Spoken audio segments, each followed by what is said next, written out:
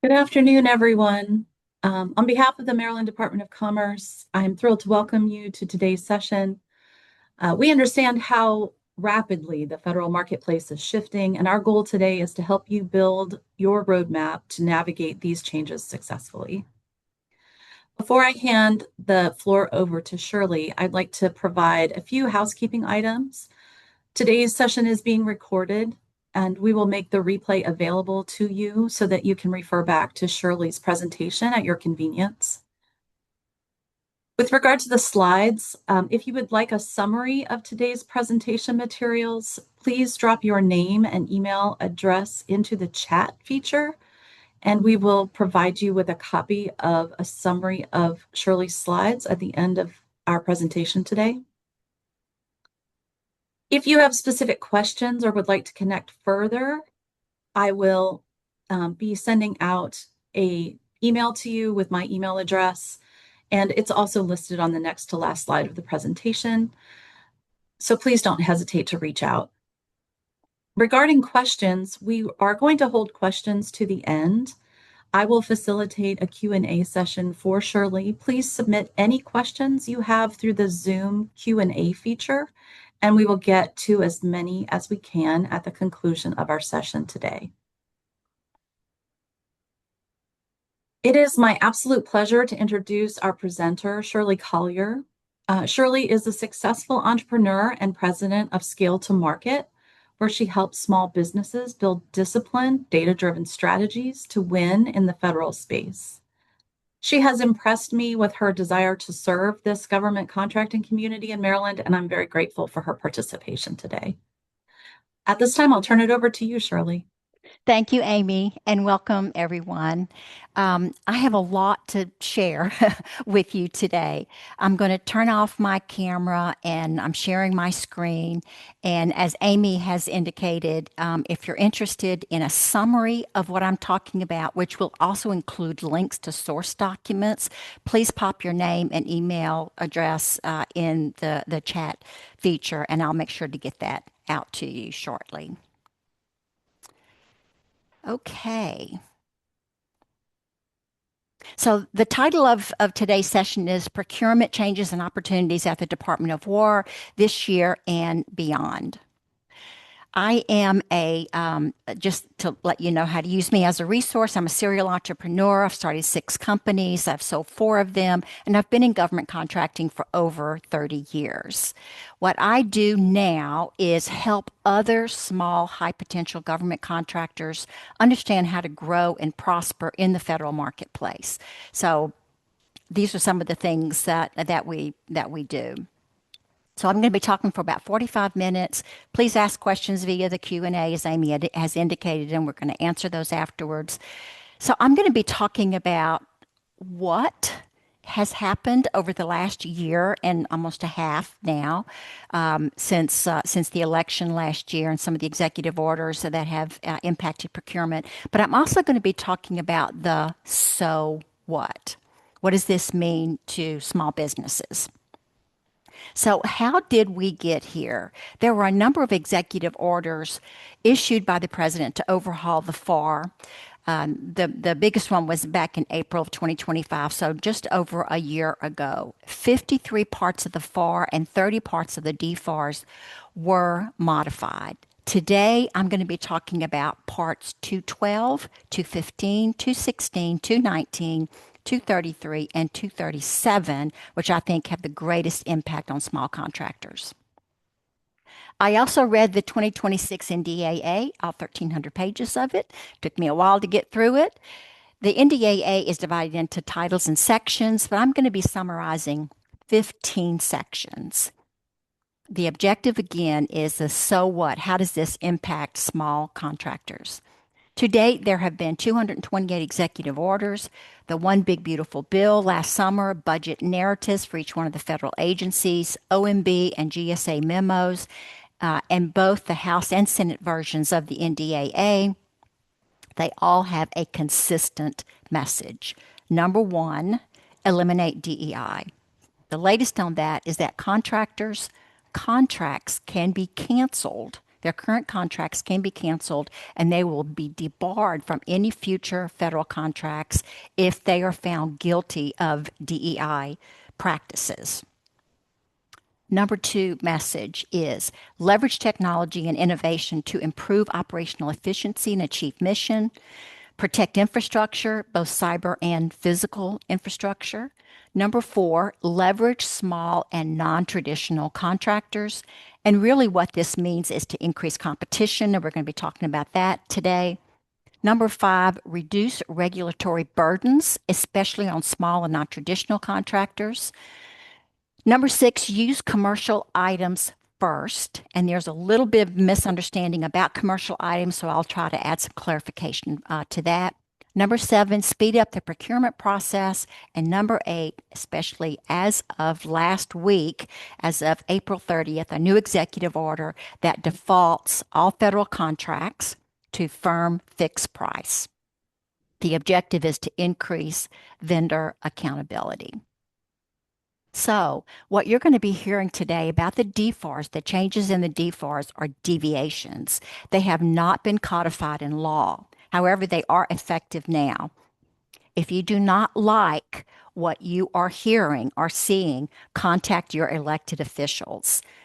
Rulemaking is next. In the summary document, I have a link to how to identify and communicate with your elected officials. Okay, so let's look at the first part, FAR Part 12, commercial items. This is intended, the changes to FAR Part 212 is intended to mirror commercial practices. And by that we mean contracting officers can accept quotations after the due date, so after proposals are due. They can solicit revised quotations.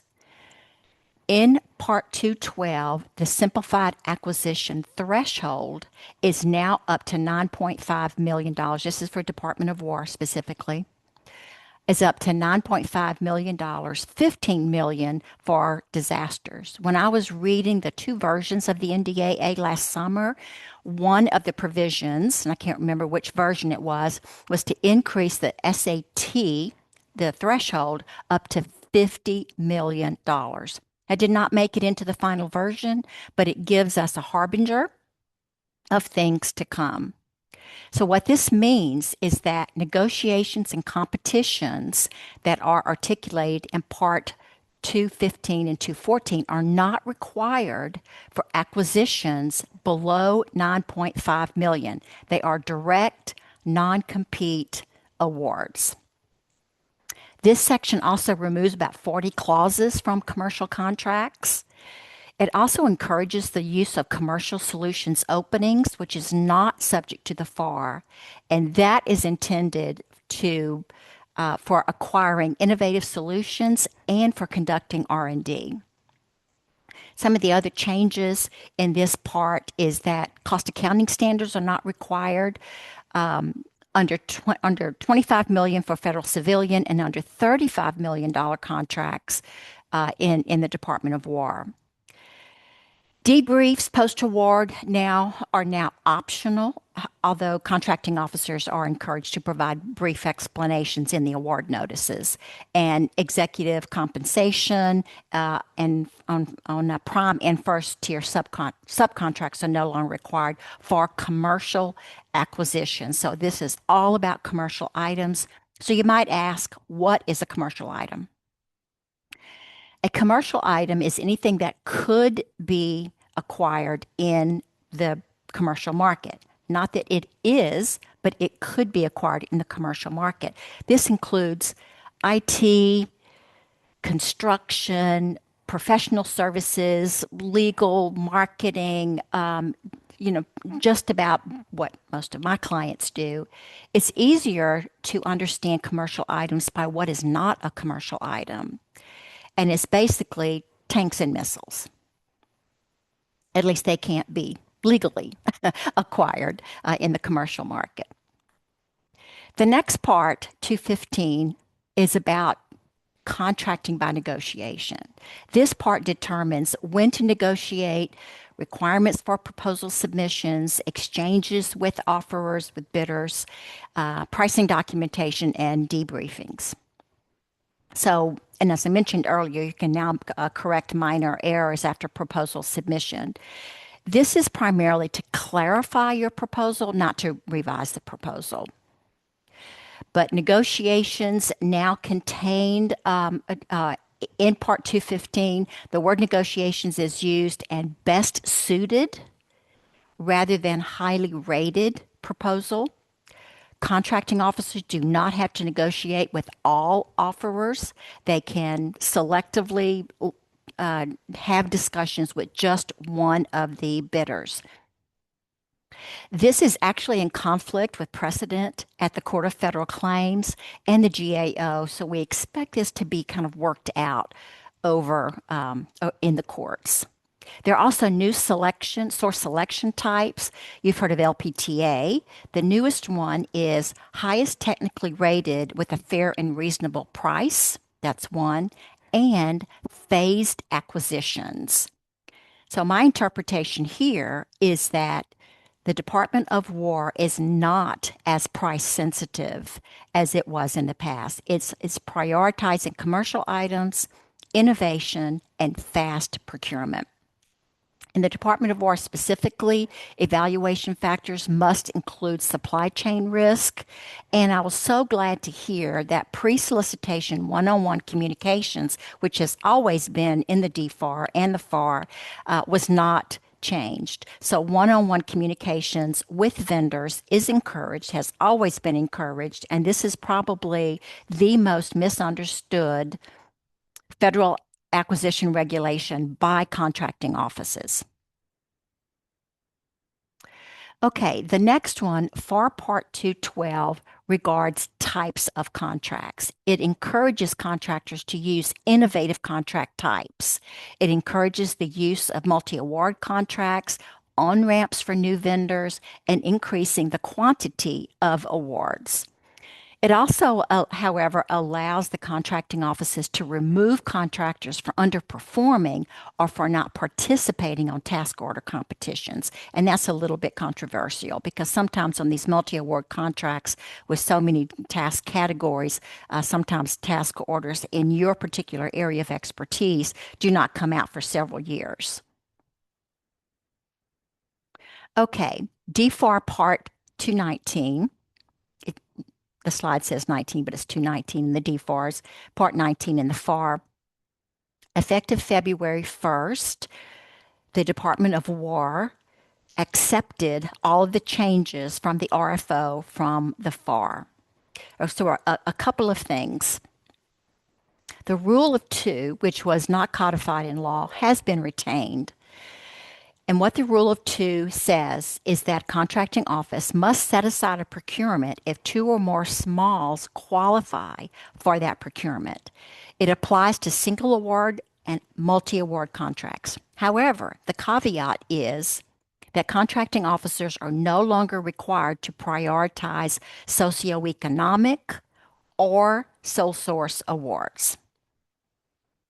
Contracting officers are also not obligated to set aside task orders for small businesses under multi-award contracts, including schedules. And the decision to set aside an order or not is not subject to a protest. Small businesses can still compete, but they might be competing with large companies. Regarding the 8A program, follow-on 8A contracts, so when a contract expires, it can be set aside for other socioeconomic categories without SBA approval. It used to be once 8A, always 8A, and you had to go to the SBA for approval.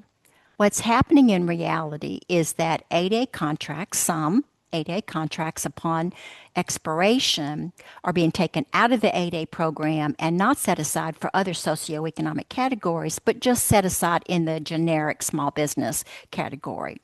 And one of the ways they get around the requirement to set aside for socioeconomic categories is that they're expanding the scope. So they're changing slightly the scope of the contract, and that means they can take it out and just bid it among small businesses. So competition is now being prioritized over sole source. The regulation says that the contracting office must first attempt to compete the procurement below 5.5 million, which is the competitive threshold, using government-wide vehicles, including schedules. Sole source is only allowed if competition is not feasible. Also, regarding recertification, task order level recertification under a multi-award contract has been eliminated and actually the wording says is not allowed. But it anticipates transaction-driven recertification like M&A activity. In that case, the prime contractor would have to recertify as small. However, notwithstanding that, if this generic growth, a small business sizes out of the small business program, however, their multi-award contract, their prime contract on the GWAC has not expired, they can continue to respond to task orders as a small business. What this means is that potentially $50 million companies that are no longer small are competing against $5 million companies for the same task order. Okay, Part 233 discourages frivolous protests by incumbents that use the protest to delay transitions, contract transitions. Basically, in the FAR, it says to contracting offices, put out better solicitations. However, in Section 875 of the NDAA, allows contracting officers in the Department of War to withhold 5% of the revenue during the protest period if an incumbent issues the protest. The government can keep that 5% if the protest is deemed to lack reasonable legal or factual basis.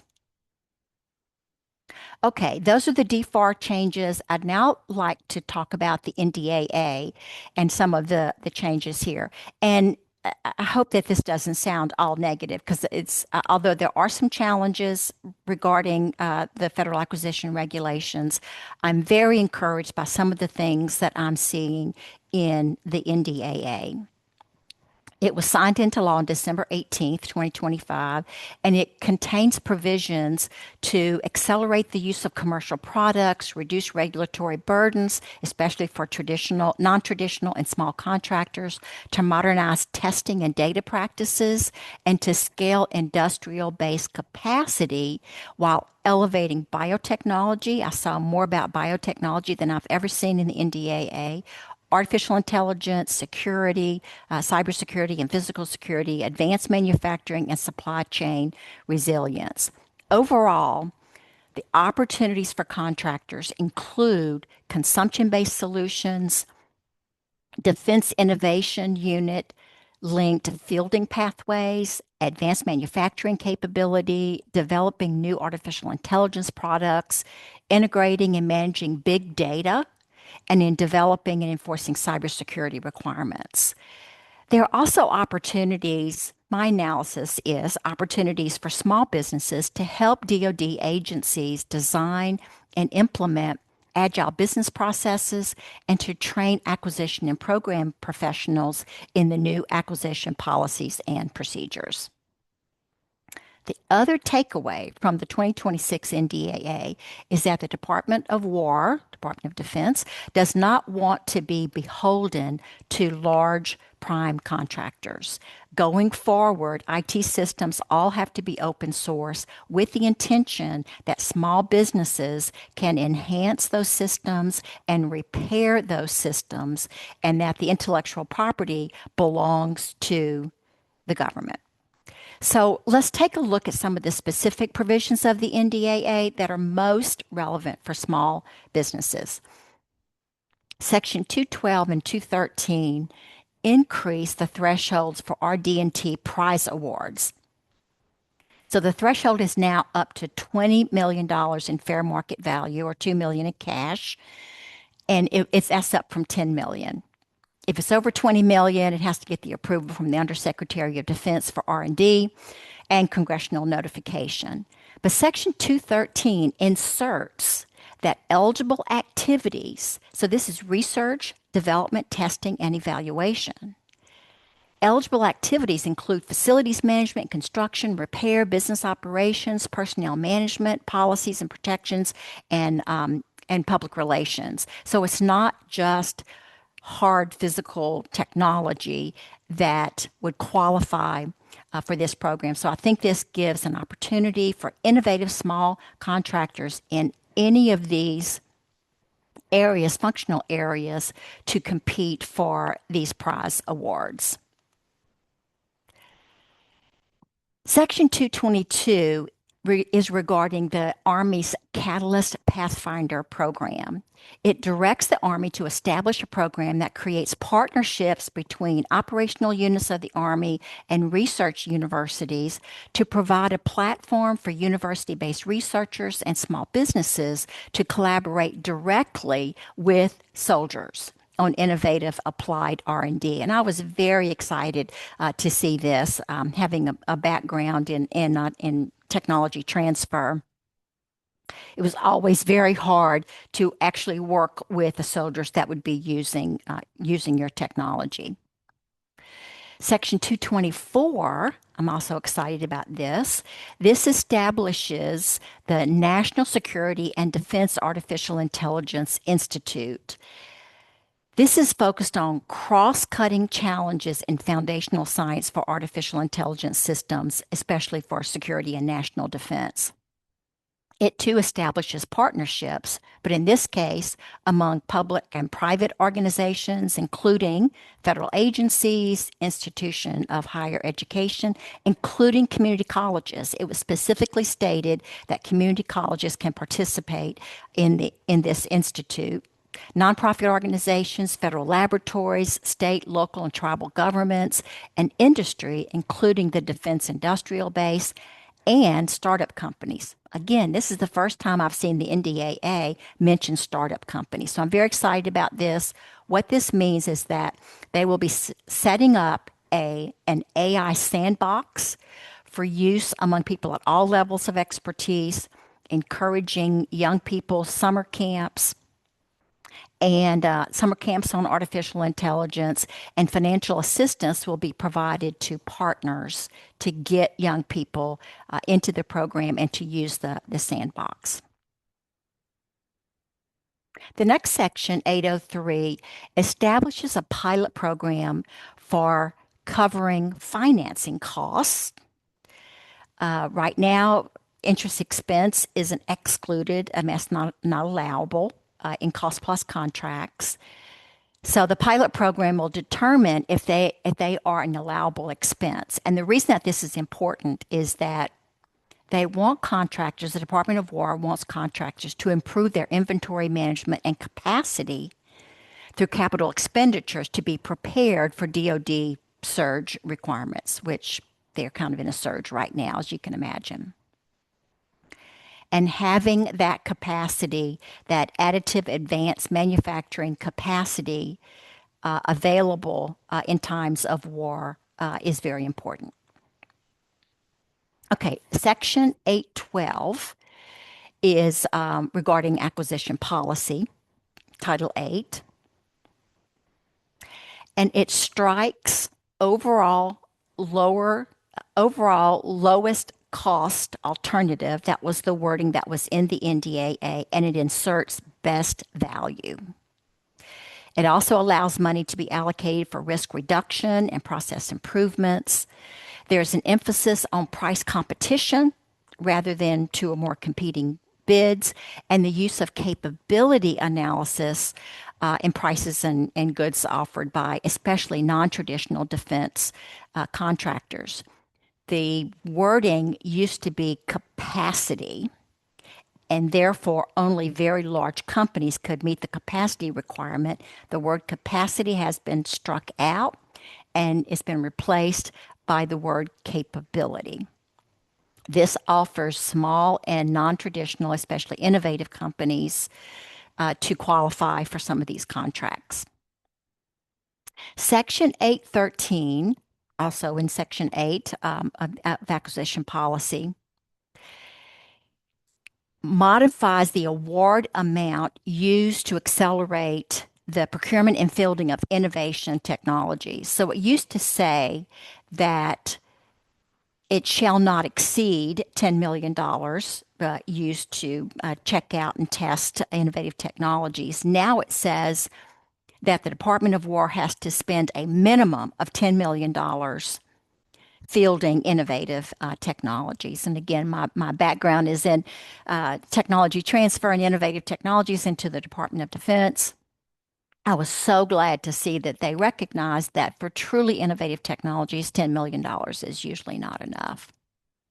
Section 824 is about increasing competition, especially around the use of past performance. So now, Section 824 says that the government can consider commercial past performance in lieu of government past performance, and it can consider alternative methods to use past performance, including substituting past performance with demonstrations and pilots. This, again, hopefully will allow small and non-traditional innovative companies to qualify for some of these procurements. Section 825 is regarding the Defense Acquisition University. Under the director of the Acquisition Innovation Research Center, the Congress has directed the DAU to strengthen their programs to train and develop the acquisition workforce of the future. So they are directed to conduct a comprehensive assessment of the DAU, including all their educational offerings, their staff skills, and the use of external expertise. I think this is excellent. It's a big job. There are about 16,000 contracting office personnel that need to be trained. I know that there's some e-learning programs that are being developed right now, but this is opportunity for small businesses that specialize in instructional design and e-learning to help out the DAU. Section 861 establishes centers of excellence for the Department of War in the Apex Accelerator Program. You might be familiar with the Apex Accelerator Program. It used to be called PTAX. Every state in the country has an Apex Accelerator. This provides additional funding to the Apex accelerators to develop centers of excellence to foster innovation for the defense industrial base and to diversify and expand the defense industrial base. And it gives authority to waive the government cost share restriction. So it used to be that that vendors or the Apex Accelerator Program or someone else had to share in the cost of developing these innovations, and they can that now has been waived. The next section that I wanted to mention here is Section 874. I found this very interesting. This directs the Department of War to issue an annual report to Congress on contract cancellations and terminations. I think this is in response to DOJ. It's in response to probably a lot of the calls and emails that members of Congress receive from their constituents regarding contract cancellations and terminations. So Congress is directing the the Secretary of Defense specifically to submit to the Congressional Defense Committees in both the House and the Senate a report that lists any cancellation or termination for the preceding fiscal year of any amount greater than the simplified acquisition threshold, and they're starting that with fiscal year 2025.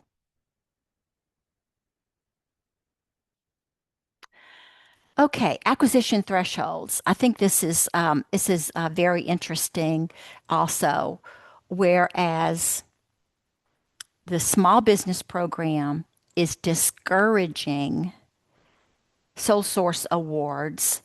The NDAA and the DFAR outside of the small business program is encouraging direct awards, increasing the threshold. So for major programs, the direct awards for J&A justification and approval is now up to $500 million.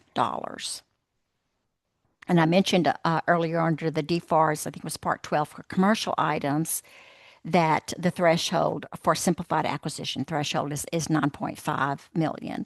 So whereas under the small business program, direct awards could be made up to 5.5. Now outside of the SBA programs, it's 9.5. Some of the other changes in Section 1804 is that TINA, what used to be called TINA, is now the Truthful Cost and Price Stating Act, is only applicable for contracts 10 million or greater. So it was 2 million. So no longer do small businesses, at least if the contract is under 10 million, will they have to submit TINA pricing. It also includes subcontracts 10 million or greater, which means 10 million or less. They do not have to fall under TINA. And this excludes existing contracts and subcontracts before June 30th of this year.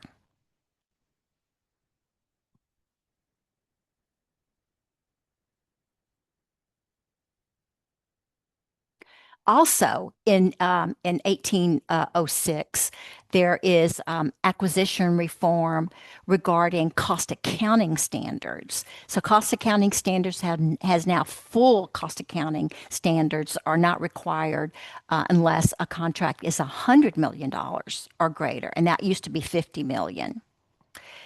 Also, the modified cost accounting standards is unlinked from TINA.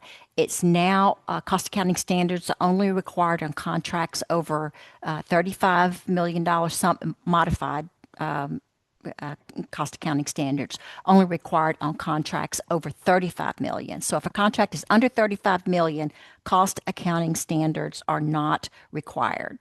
It also includes contracts, and this excludes existing prime contracts. So those are kind of grandfathered under the old rules. What this means is that cost accounting, although cost accounting standards are not required from the government perspective in executing their contracts, my accounting and bookkeeping colleagues would remind me that cost accounting can be very beneficial for especially small businesses. So cost accounting can be helpful to small contractors, especially for determining profitability and running your business.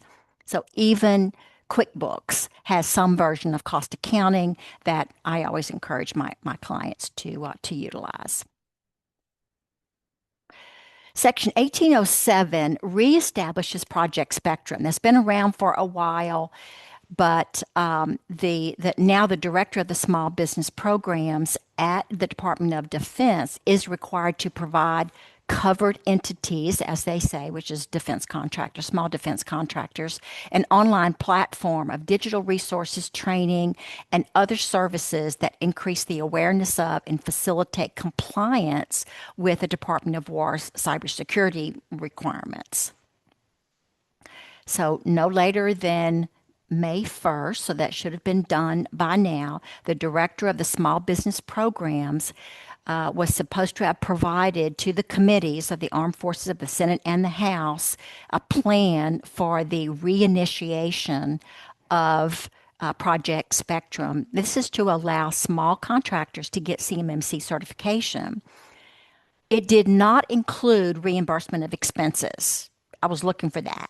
Does not include that, but it does help with checklists and other types of things in training and access to other resources that hopefully will eliminate some of the pain in that process. Section 1833 ensures that the BOOST program, which stands for Bridging Operational Objectives and Support for Transition, it's in the Defense and Innovation Unit, which actually the DIU has been around for a while, but the NDAA, 2026 NDAA, has given more authority and money to the DIU, And the Boost program is to help bridge the valley of death. If you're familiar with the SBIR and the STTR, there's money that goes into R&D, but then to get it into a program, usually there's this valley of death. It's very, very hard to have that consistent funding to bridge that gap, and it's called the Valley of Death. It's been around for 30 years. We've been talking about it for 30 years, and so there's money now in Section 1833, and it encourages the coordination, a boost to coordinate with other programs like the Rapid Innovation Fund, SBIR, STTR, and there are other amounts that can be used to carry out the program. So very, very excited about the funding that's been allocated there.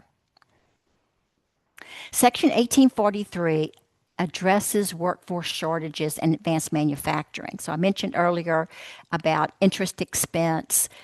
Section 1843 sets up a working group to develop recommendations on training, public-private partnerships, etc. I think this is really good news in Maryland for the Route 1 corridor. We have a number of advanced additive manufacturing, small manufacturing companies there that I know that they struggle with workforce shortages, and I think that this section of the NDAA would benefit them.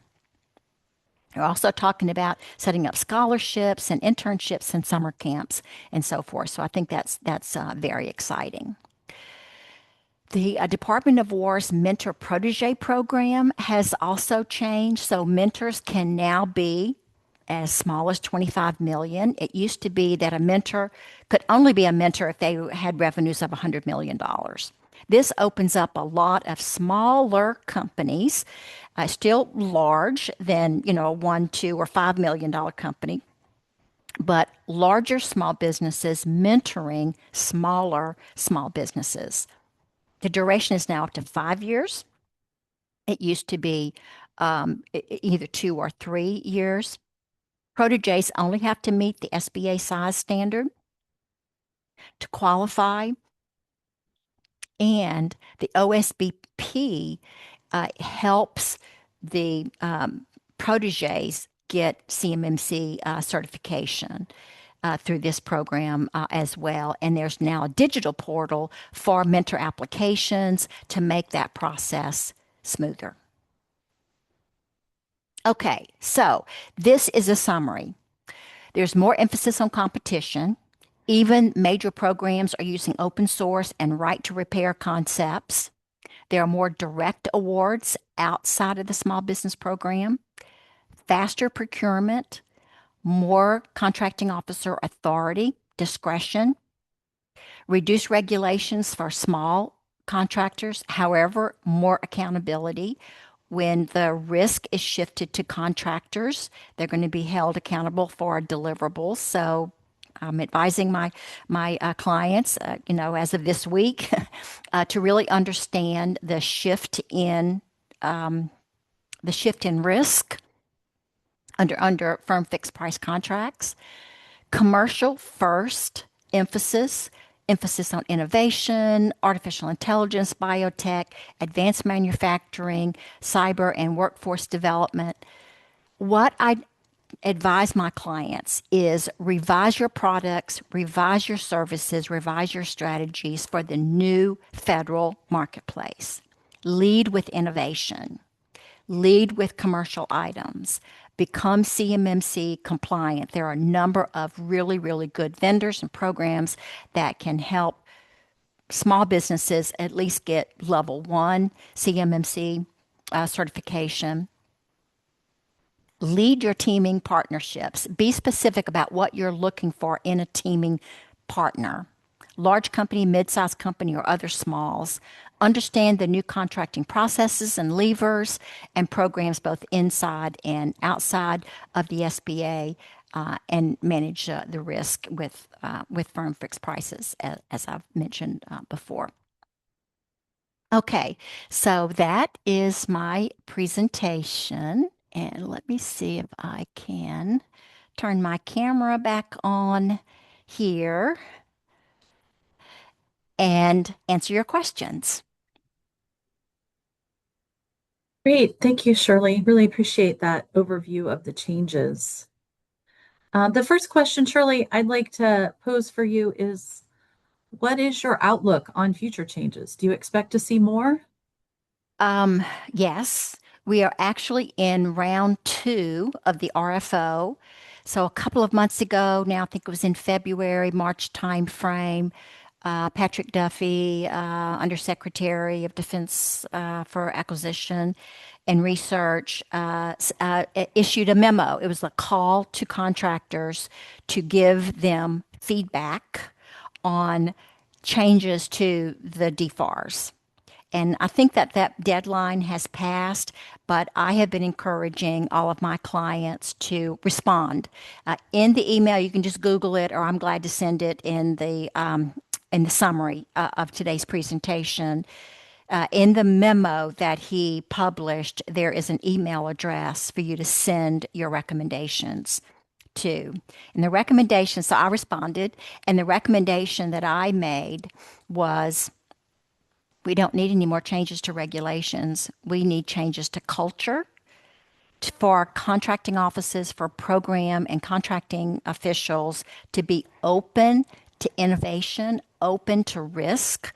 They're still very risk averse, and there are no incentives. The incentives do not align for employees, federal employees, to take the risk to bring in small and non traditional defense contractors. So until those internal incentives align with their objectives in the NDAA and the DFARS, I think nothing's going to change. That was my advice. Thanks, Shirley. Um, how can we, as a community, stay abreast of future changes in this arena? It's very hard.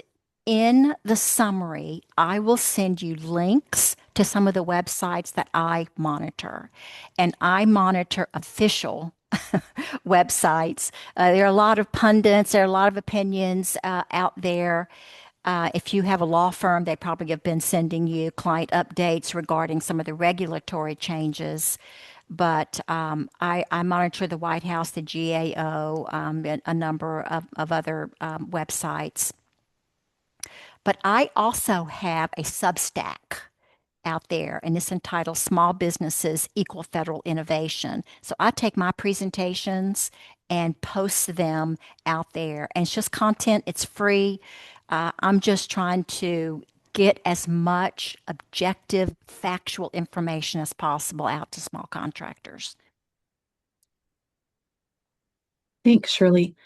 One question from the audience came in, and Xander would like to know your thoughts about the move to orals and demonstrations and how they've become more important. Oh, thank you for that question, Xander, and hello. Um, one of the reasons that this is happening is that contracting and program offices are seeing that contractors are using a lot of artificial intelligence to produce proposals. So they're very slick, very polished, and perfect. They're too perfect. So to ensure that the contractor really does know his or her stuff, they're requiring orals and demonstrations. And you know what? I think it's going to separate the wheat from the chaff. If you're a small business, you really are good at what you do, you should welcome the opportunity to do an oral presentation or to do a demonstration. Thanks, Shirley. I'm going to give it just another minute to see if any other questions are coming in from the team.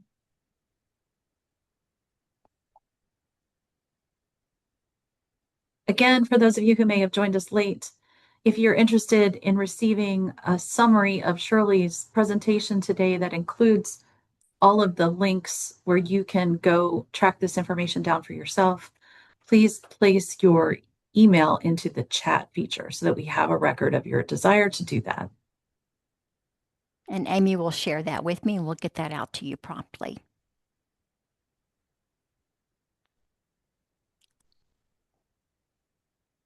All right. Susan has provided a question. It says, it is really interesting that they have focused on the use of small businesses, Yet how small businesses that do not have a facility clearance get contracts that require security clearances, which appear to be all IT contracts.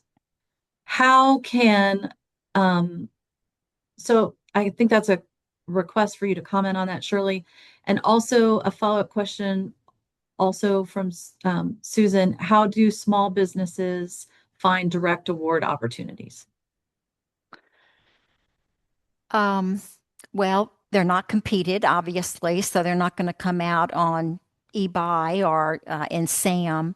Um, the it is networking. It's reaching out to the contracting offices, to the small business offices, just selling yourself, developing a network of teaming partners, and really distinguishing yourself. I think that's one of the biggest problems I see with small businesses, especially when they first start out. They'll do anything, just looking for revenue.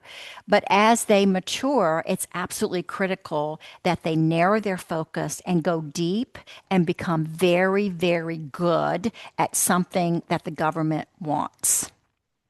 That will grab the attention of the industry liaisons, the small business office, the program offices. So if your message is very sharp and you really do have something that's unique and innovative and can articulate that, that's how you can position yourself for a direct award. And in this case, my recommendation is that you talk to the contracting officers about using the simplified acquisition procedures.